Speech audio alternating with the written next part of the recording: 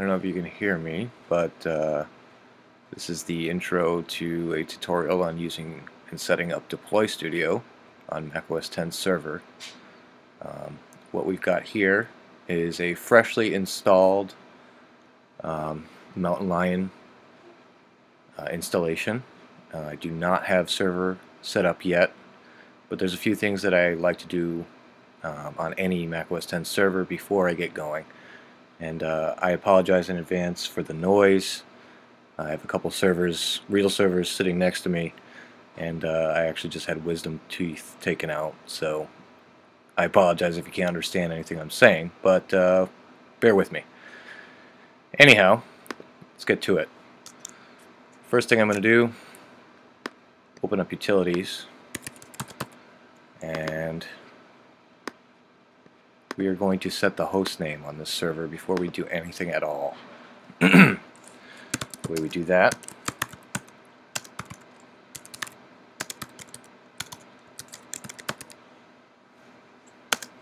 is like such.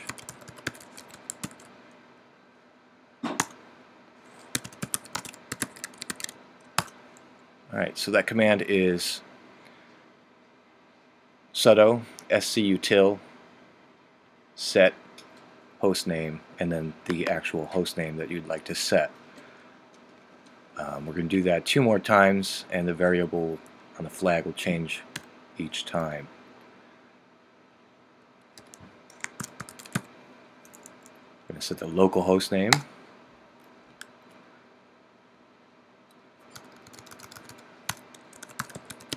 and the computer name. Now, you'll notice when I quit out of terminal and launch it again, my computer name has changed even in command line. I like to do a restart in between setting up the host name, and we'll resume the tutorial after I do a restart here. Okay guys, we're back. After a restart, you can see here that the host name has been set. Now the part that you can't see that I've done externally on my DNS server is that I've put in a pointer and a reverse pointer for this particular host name on my domain. So what you get from that is a human readable URL, in this case deploystudio.inside.lan, points to the permanent IP address of this machine. I've also set up a DHCP reservation for this machine's particular IP address, so it will never change. Your mileage is going to vary a little bit depending on your environment. Some of you may be setting up a static IP address on the machine itself, and you're just going to do it the same way that you typically would on any machine to set a static IP address by setting it manually here in System Preferences. But for the sake of the tutorial, we're all set up. I'm going to put a little bit more information in the documentation that goes along with this video, but for now just know that we've got a DHCP reservation in place and a DNS pointer pointing to our particular server to resolve the appropriate IP address for this server. And just to illustrate that,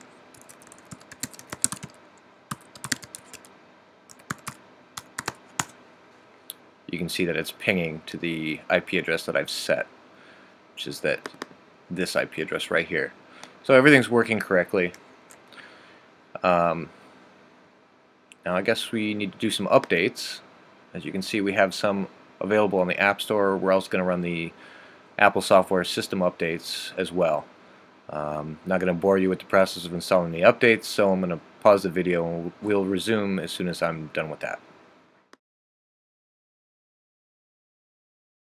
We're all done with our updates, and now what I'm doing is installing the server app itself from the App Store, so that we get an actual server operating system on this thing. This is almost done. And in the meantime, while that's going, we can head over to DeployStudio.com and download our installer package for DeployStudio.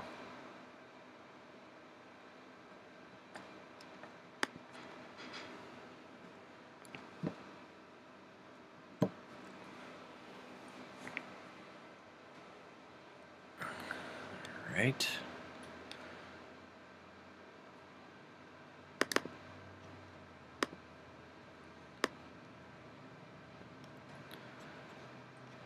So,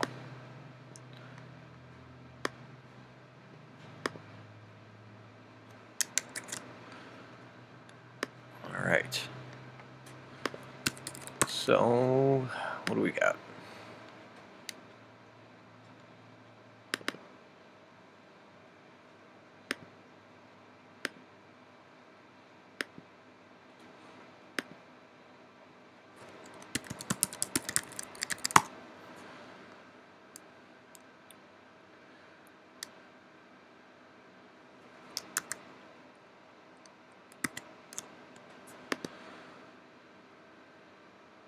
Alright, now you see that it's automatically populated with the correct computer name and host name.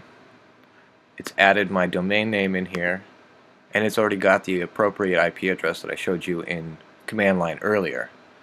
So that's all correct, and that's why it's important to have this stuff set up beforehand. The server app tends to screw up your network settings pretty badly, or at least it did in 10.7. So I like to have all that stuff good to go before I even start up the server app.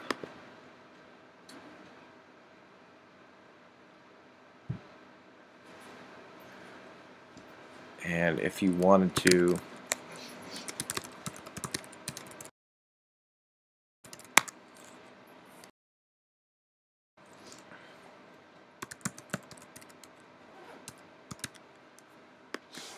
you can set up push notifications, which will notify you anytime there's software updates available for your server, etc., etc.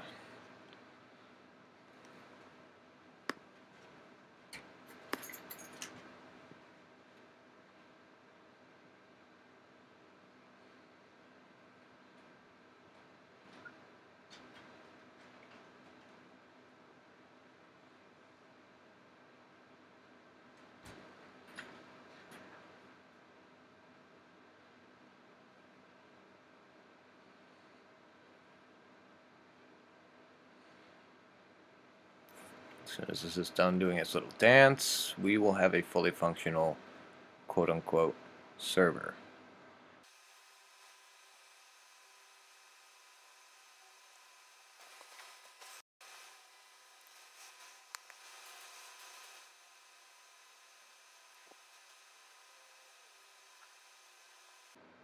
Alright.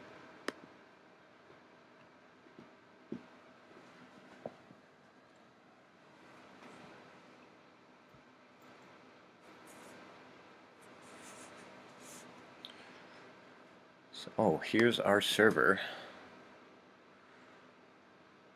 First thing we want to do is make sure this is off. Unless you are using your server as a primary DHCP server, you do not want it doing the functions of DHCP or DNS. You're going to want an external server that's more suited to the task tackling that stuff. Pretty much all we're going to use this for the most part, is file sharing. I like to turn this stuff off right out of the gate.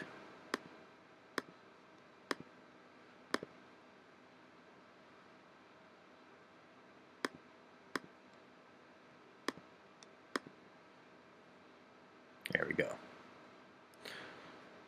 So, you'll see that we have a self-signed certificate in here that'll come into play later. DeployStudio will also create its own self-signed certificate. If you have a certificate authority, it's much better to get one through a third party than it is to use a self-signed certificate, but we won't be doing that during this tutorial. It's kind of outside the scope of what this tutorial will cover. But anyhow, let's install DeployStudio.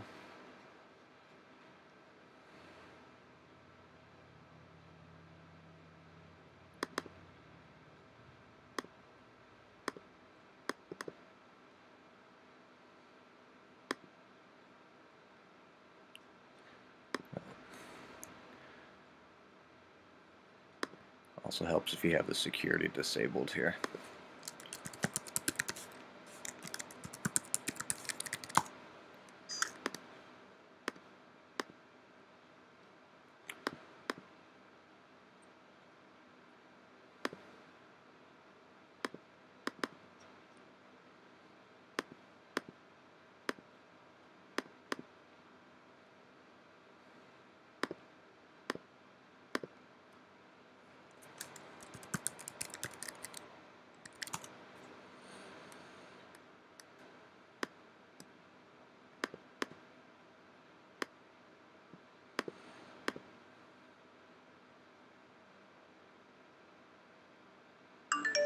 Alright, so we've got DeployStudio installed, but not configured currently. So to do that, I'm going to go into Utilities, and we're going to launch the DeployStudio Assistant. I'm going to start DeployStudio, and then we're going to set it up.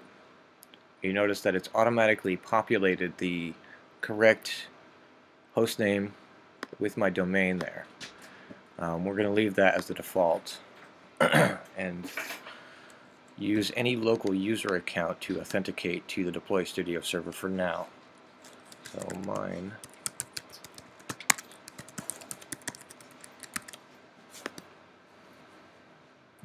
There we are. We are going to set this particular one up as a master. We're not going to talk about setting up a replica just yet. I do use replica servers in my production environment, but for the sake of this tutorial, we're not going to go over that just today. So we're going to select a master, and we are also going to select a network share point. The way this works, if we go back into server and go to file sharing, we're going to set up a share point to use with DeployStudio. I'm just going to call this images for the sake of simplicity. Gotta love that bug in the 10.8 server app.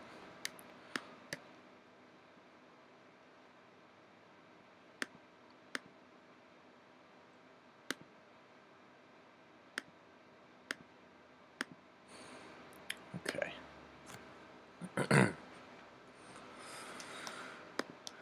Alright. And I'm also going to set up a generic user account.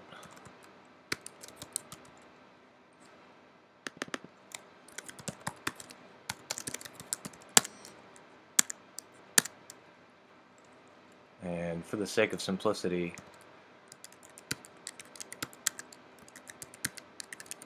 I'm setting the password to images1234. This is not going to be a local administrator account. It's just going to be a standard account. You may not need to do this if you're using Active Directory. You can set up an AD user or an OD user if you use an Open LDAP.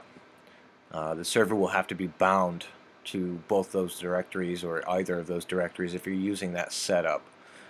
For this tutorial, we're not using it. In my production environment, I do use Active Directory and Open Directory in a golden triangle setup, which gives you a little bit more flexibility, but it's a little more complicated to set up. In that situation, you'd be going into your system preferences and joining this server to the directory system, and then you could use those in DeployStudio, but we're not doing that for this tutorial. So we're going to set this up to use a file share.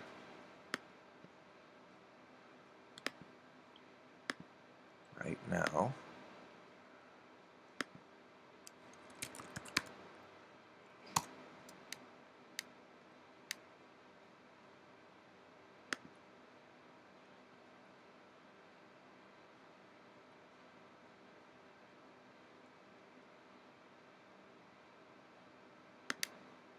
And I'm old-fashioned, so I'm actually going to propagate this the old way.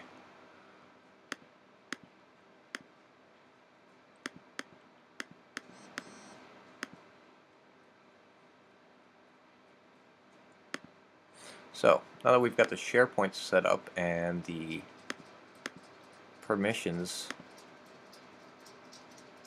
set up on that SharePoint, we're going to set this up in DeployStudio. This is going to be our repository where all of our packages, images, and everything related to DeployStudio are going to go. So this should be deploystudio.inside.lan/images.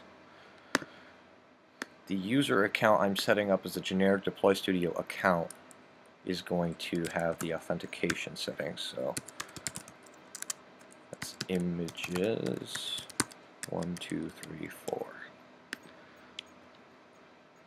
You can also set up email notifications so that when your imaging is complete, it can send out an email to you or a set of administrators that would need to know. In a production environment, this is very, very useful. You can fire and forget with your imaging process and go back to the machine if you have to touch it, if you have some post-imaging processes that you need to check up on. This way you can image a set of clients and come back to them later when you know that they're done. I'm not going to set this up because I don't have an email server to connect it to at the moment, and it's pretty straightforward as far as setting this up. If you have an Exchange server or any other kind of email server, you'll know the settings you can plug in here. I usually like to set up a generic DeployStudio account on the email server to kind of sandbox things in there, but we're not going to set this up for today. We're just going to get the imaging working for now. If you do set up SSL encryption, you can use your self-signed certificate here. This changes your port number to 60443, which is a secure port, versus the original one that you saw when we first started the configuration process. It was 4088 something. But this is how I have mine set up. To be extra secure and actually to do it the right way, you're going to want to not use a self-signed certificate. DeployStudio creates its own here that you can also use. It doesn't matter which one you use, but you need a certificate if you want to use it securely. This allows you to set your interface. If you had more than one network connection, you probably don't want it broadcasting on more than one Ethernet port, or maybe you do. But either way, these options are there for you to configure it the way that you need it. Now, if you had an open directory setup, you can actually set up groups that have access to specific things within DeployStudio Assistant, DeployStudio Admin, and the runtime screen itself where all the imaging happens. We don't have that right now, so I'm not really going to go over that. In another tutorial, I may go over how to actually set all this stuff up with a directory server. It works much better if you do have that. But for this tutorial, I'm just trying to get you to where you need to go, so we're going to do a basic setup. These guys let you change your broadcast rates. I'm just going to leave them at the defaults. They're usually pretty good. If you're running on a Mac Mini, you probably want to at least put this on the defaults. I wouldn't crank it up too high. The Mac Minis don't really have a real fast Ethernet port. And pretty much any lower end machine is not going to be able to handle that. Extras, you can crank it up pretty good, but it also depends on the infrastructure of your environment too. I'm not going to get too far into that. I do usually check this box for reconverting the images, but that's going to vary with your environment too. This next window is where you decide what your primary sort is going to be when you collect data for machines that are new to DeployStudio. I typically use the hardware serial number. Either of these two work well. It all depends on what your ticketing system is that you're using. Uses as its primary sort. if you're putting tickets in based by serial number, like probably most people, then you're going to want to leave the default.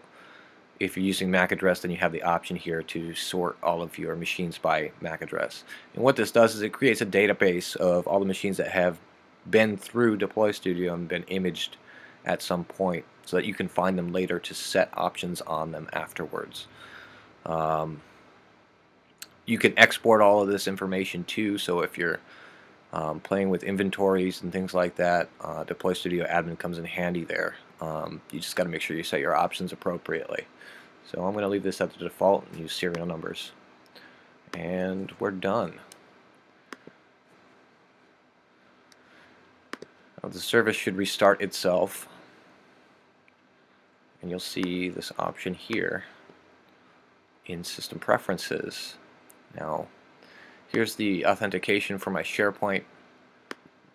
This is the URL to get to my DeployStudio server with the port number, and it gives me a status that DeployStudio is running and ready. We don't have any images set up, we don't have any workflow set up yet, so it's not going to actually do anything, but we have the server configured for now.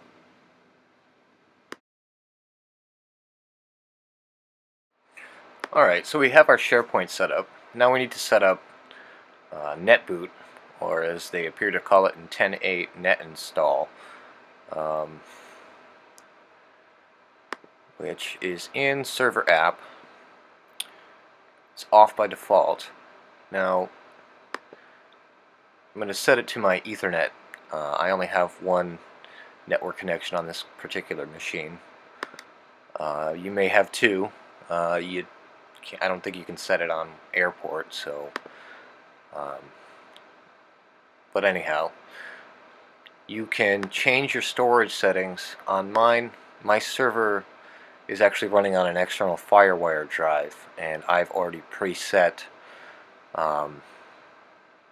that location as the area I want my Netboot SP0 folder and Netboot Clients 0 folder saved to. I don't want it on my internal hard drive on this machine or my macOS 10 installation disk. So I've already set that, and then we're just going to turn this on, which starts up the net install service. And it's going to complain that I don't have any images yet. So we're going to have to make one. And to do that, we're going to use DeployStudio Assistant again. So we're going to create a DeployStudio Netboot Set. I'm going to run it on the server itself. In production, you probably don't want to do that. In production, you're going to want to make a DeployStudio Netboot Set from like hardware. So, for example, your newest hardware is probably your best bet. If you bought a whole bunch of Mac Minis one year and you have some older Mac Minis, you may want to make a DeployStudio Netboot Set on the newest set. Typically, it rolls downhill, but not always. You'll have to test this a little bit. For the most part, though, you shouldn't have too much difficulty with this. This is actually the environment that the machine is going to netboot to in order to do the block copying and package installation of setting up the operating system for that particular machine. This operating system is only going to be used for that setup process. So it's a temporary environment that the machine boots up to in order to set itself up. It's a very small network bootable volume, but you have to set one up for each type of your machines in your environment, such as, if you have 10.5 machines, 10.6 machines, etc. You're going to have to set up different netboot sets that are compatible with that particular operating system and hardware. So we're just going to set one up straight from here on this server. I don't recommend doing that, but for the sake of the tutorial, this should be fine. We have to give it a name. You can name it whatever you want.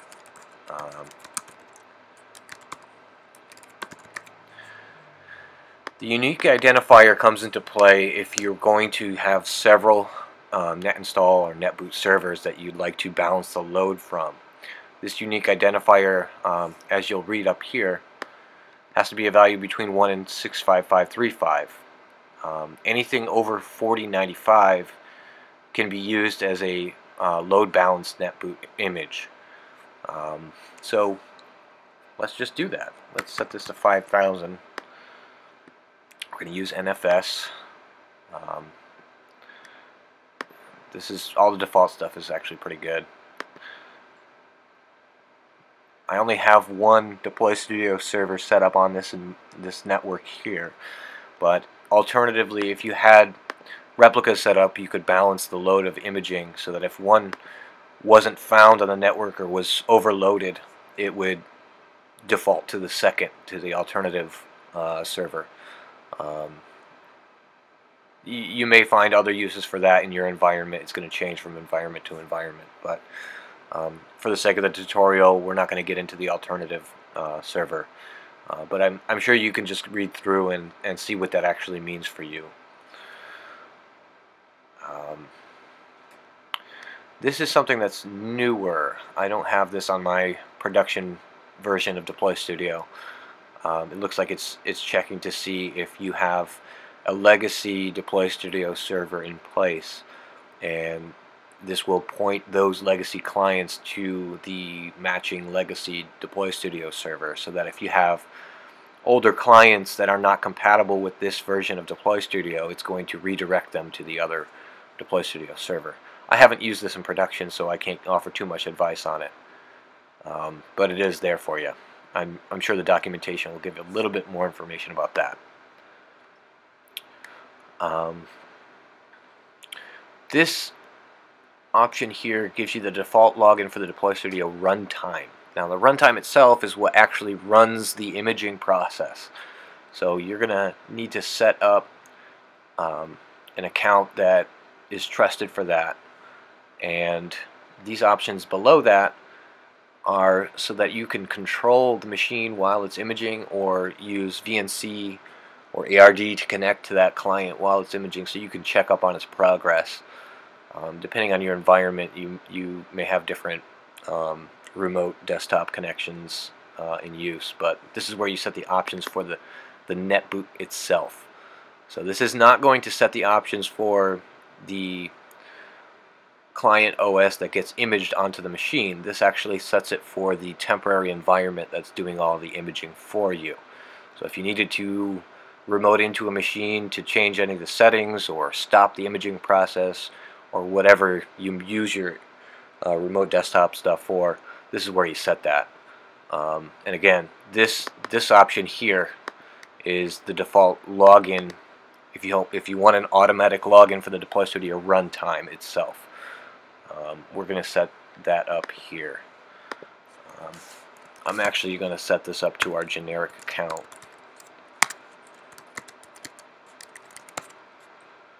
And I don't have any need for this particular option down here for the sake of the tutorial, but we'll set it up anyway. This option displays the log window running in the background full screen. What you end up with is a blue screen with white text for debugging purposes. So if you're testing your imaging environment and you want to see where something might be failing, this would be where you set that up in the DeployStudio Netboot option. For production, I don't put this on just in case. I don't want someone walking by to happen to be able to look through my logs. But for the sake of testing it the first few times, you may want to actually enable that. You'll get a report back from DeployStudio if you have the email option set up that we went over earlier in the video. Anytime it fails, you have the option to have DeployStudio email you with that exact log, so it's available to you. They are always saved on the DeployStudio server themselves in that images SharePoint that we set up earlier. So you've got multiple different ways to get to the logs should you need them for any part of this process. And then you obviously have a couple options here to set defaults. This turns the screen off after 10 minutes. It's to save on power and wear and tear on your backlights and such. This guy here, if there's no option selected at the DeployStudio runtime screen, will automatically reboot the machine if there's nobody there to click on something. So I'm just going to leave the defaults for now. You have the option to build Python and Ruby into your Netboot option if you want to do some custom coding. I don't use Python or Ruby for anything, but other admins may, and I'm sure that's quite useful for some custom stuff that they need to run. Some of these other options here, I always disable the ads. I know it helps these guys out, but in my environment I can't have ads being displayed during the imaging process, so I have to turn that stuff off. You guys, it may be different for you in your environment, but unfortunately for me, I can't do that. I do leave my wireless support on, and I usually set this to something custom. We'll just say DeployStudio tutorial window. Now these guys,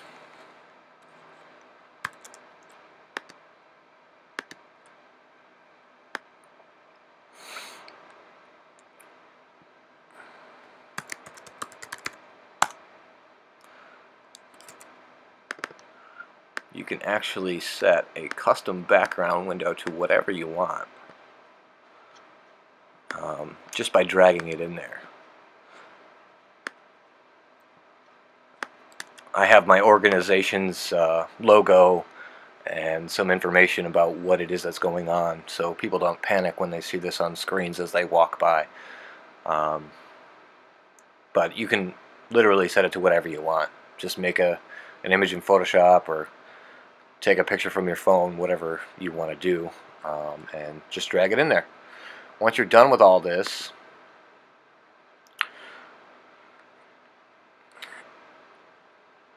this is going to tell the DeployStudio Assistant where to save the NBI file that we're generating at this point. Since I'm running this from the actual server, it's defaulted to the library netboot folder, which is where I'm going to end up putting it anyhow. But if you're running this on a client machine, you can just save it to the desktop, which is actually what I'm going to do.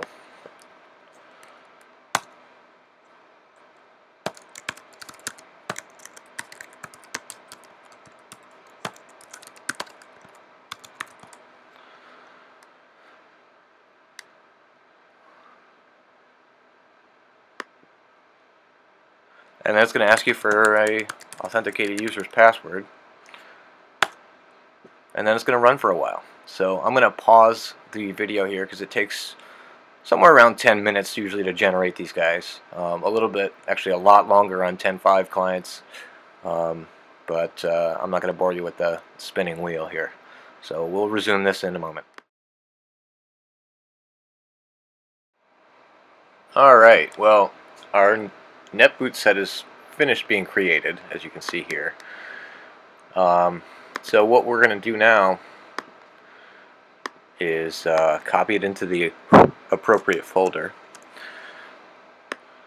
and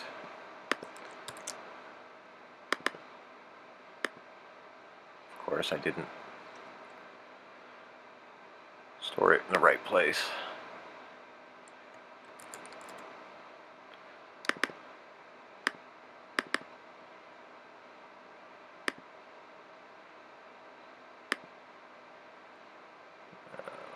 Bugger.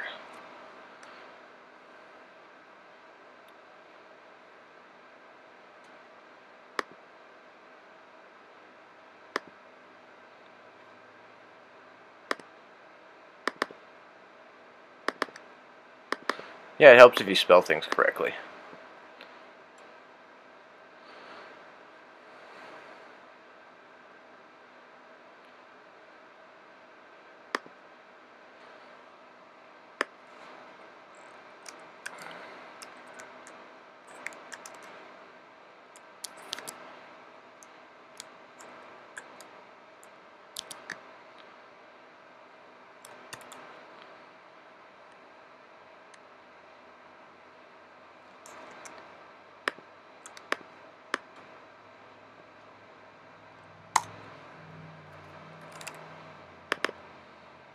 Alright, and that's going to be library netboot, and we're just going to drop this in here.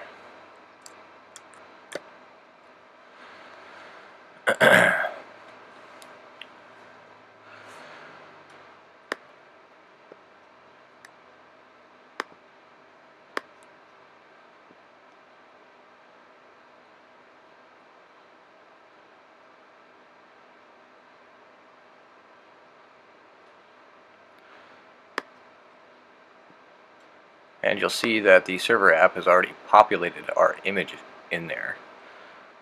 I'm just going to wait for it to finish copying, and then we're going to turn net install on.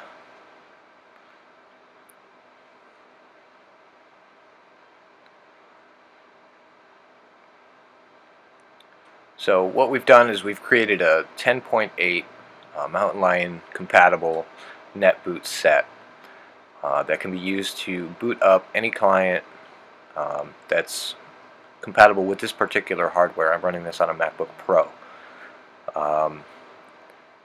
that can run 10.8. So as soon as we're done here,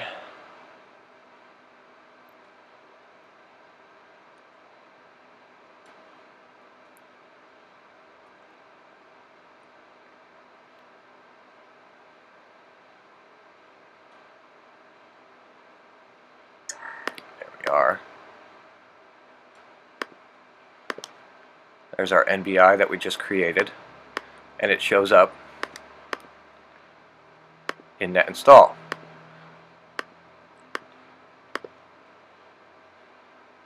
So net install is now on and running with our image there, and our NBI is already pre-configured to connect to our DeployStudio server for us. Now we still don't have any configurations set up in DeployStudio admin, so we should do that before we try and netboot any clients into the imaging environment.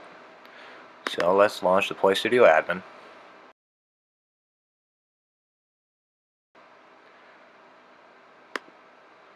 And I'm going to use the FQDN instead of 127. You can use either, but in practice I'm just going to use this one.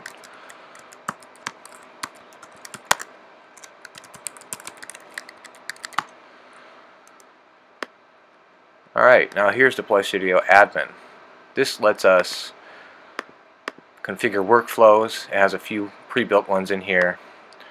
Will show us any packages that we've got loaded up in our images SharePoint, sets up our scripts, etc. We don't have any master images created yet. We can use our Netboot Set to create those by booting a golden client up into DeployStudio and creating a master from it. Any activity that you have going on in DeployStudio will show up here in this window. So if you have clients booted up that are currently imaging or creating a master, they will show up here. Also, if you have a master being converted to be used, that process will show here and the progress will also be displayed. But let's take a look at the workflows for right now. You have a few canned ones that come with DeployStudio. They don't really do anything until you add more steps to them. And this is basically just like a flow chart. You add steps to a workflow by clicking on a little plus here, and you'll see that you can drag and drop options into this particular workflow. So I'm just going to use this as a basis just to show you a couple of things that DeployStudio can do. You can have Active Directory binding, all kinds of neat stuff. You can do package installation, such as this. We don't have any packages in here, but we can load some in there. So let's do that. Trying to think of a good package we could use. Here's one.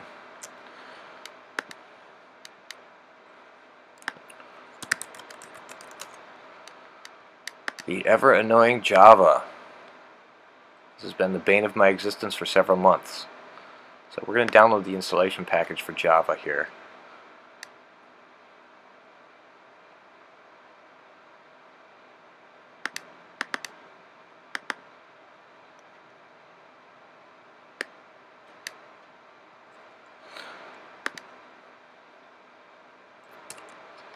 And then we are going to go to our images SharePoint. You'll see that there's several subfolders in here, and what they contain should be pretty obvious. Your scripts go here, your package installers go in here, your master images will go here based on what kind of formatting the drive has. So all your macOS images will probably go in here. NTFS images for dual boot will go in here. If you're running DeployStudio PC, images will end up in here. And this is a temporary folder for where your images will go before they're converted to be used by DeployStudio. For right now, we're just going to drag this Java installation package right into the packages folder.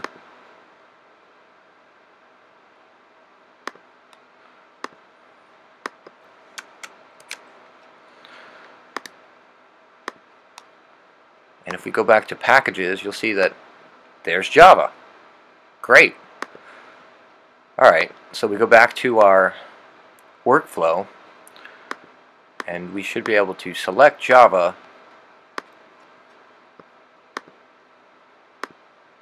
and tell it to be an automated install. Now you'll notice I left the postponed installation checkbox checked. That means that on the very first boot up after successfully imaging a client, the DeployStudio first time boot environment will install these packages for you. It basically locks the screen and installs any packages that you have set up this way before the machine even gets to the login screen. And it runs through this until it's successful, and then leaves you at the login screen with all the software already installed for you. So there's a lot of other things that we can do with DeployStudio, including running sub-workflows. You can run these via a script, or you can just select them from the drag down.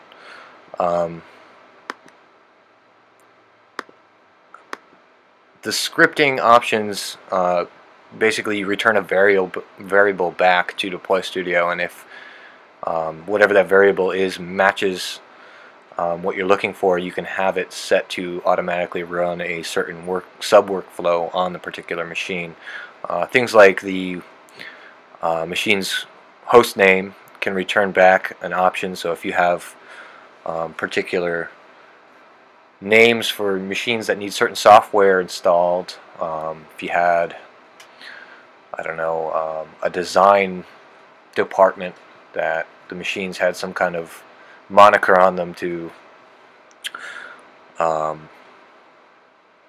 show you that these machines are for the design department and other machines that don't have that moniker aren't, then you could have the script return a variable for a workflow that would only be run on the design department's machines. But that's just to mention that capability is there.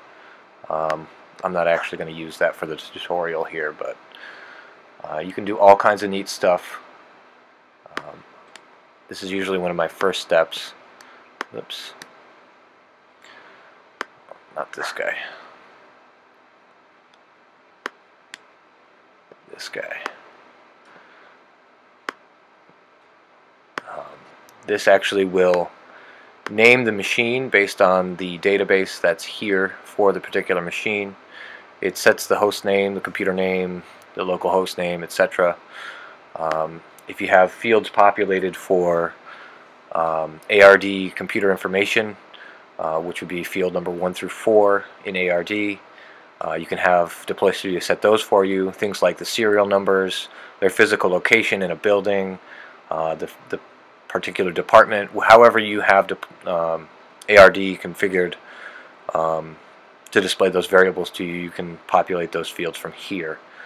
You can set software licenses for specific things, and all that stuff is set up in a host name, or in a host name form. I typically like to set that stuff up beforehand and have the process run fully automated, but that's up to you. If you wanted to have that information collected, you can run a hostname form here. Now you'll notice you can't set any variables here. Basically what this does is you would run this on a machine that's never been run through DeployStudio before, and it's a form that collects the name of the machine and any other variables that you might need to set on the particular machine. It's kind of a one-time set it and forget it kind of a deal, where once that information is collected, it's stored in the DeployStudio database and can be executed the next time it's run through for a different workflow that would, like in this step, set that information. So one way or another you have to get the information into DeployStudio. You have a few different ways to do that. You can manually set them by adding a machine in here by serial number. For example, I'll just add my machine in there.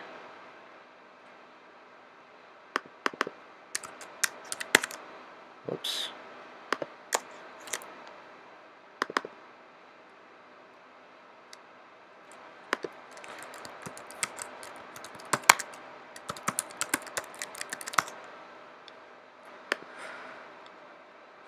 Now, if I'd like to add a machine,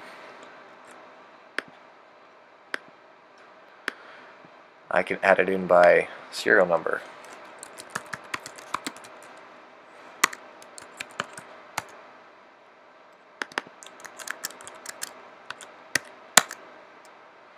Now if I had asset tags or some other kind of information here, I can put that in here. You know, if it was ID 4050 or something like that, I can put the serial number in here, whatever it is that you want, and then save that information. And that's in the DeployStudio database. You can add things like if it's got a specific key for macOS 10 server, any of this stuff can be saved beforehand. If you had additional network configuration to do, you could do that here. If you want to set up local user accounts,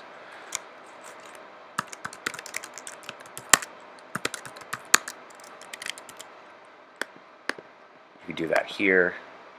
And then this is all executed after the fact. You can set a particular workflow to run on the machine beforehand here, and you can also create groups.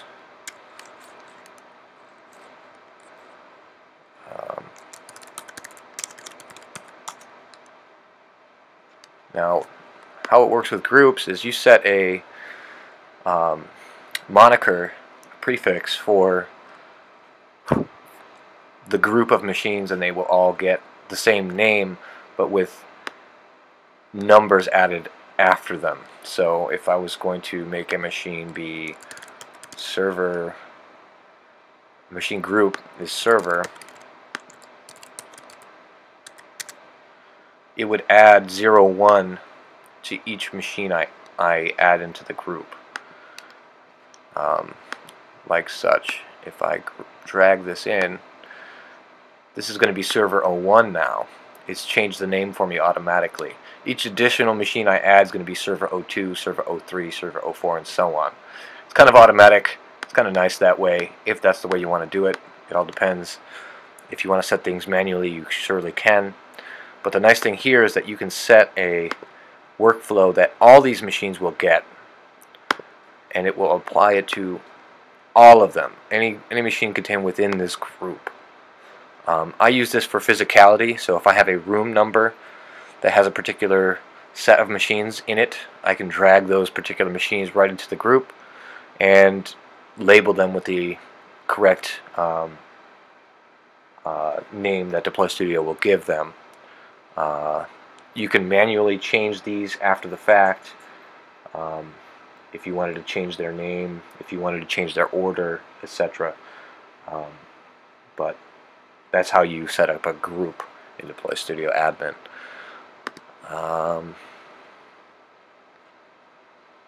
Let's see, we went over packages.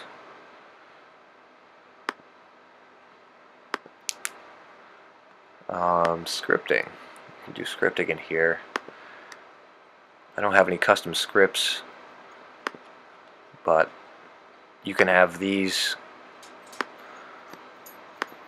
launch on first boot. You can have them launch while the restoration is running in DeployStudio Netboot. Lots of things can be done with this. Anything from correcting permissions to talking to your external ticketing system. Lots of things can be done with this. It's all dependent on what your skills are with bash scripting. File copy. File copies can be used for things like Firefox, to install applications that don't have a PKG or MPKG file. I'm just going to use Firefox as an example for this.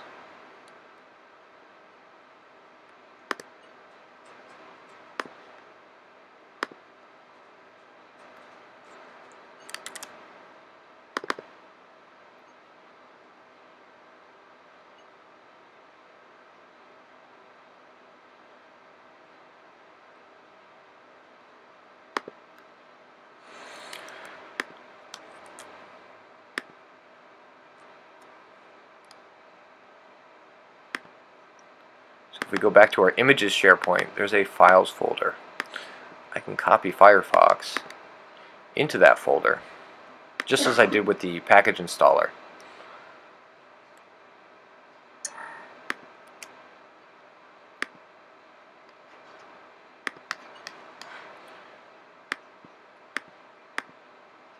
Now if I go back in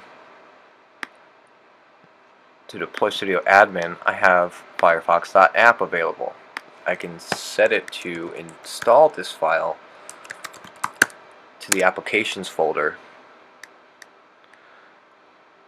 I can automate it, and I can set the file access permissions for POSIX right here. This will work with folders as well, but I don't believe it sets the permissions correctly, or at least it didn't on the version of DeployStudio that I run in production. So I have shell scripts written for correcting permissions based on applications that install into a folder of their own. They may have fixed that in this version of DeployStudio, but I don't use this in production. This is just for the sake of the tutorial, so your mileage may vary with that particular one. You also have the option of making your own PKG files with the included tools that come with Xcode. There's lots of different options for getting software installed, but I think that's pretty much it.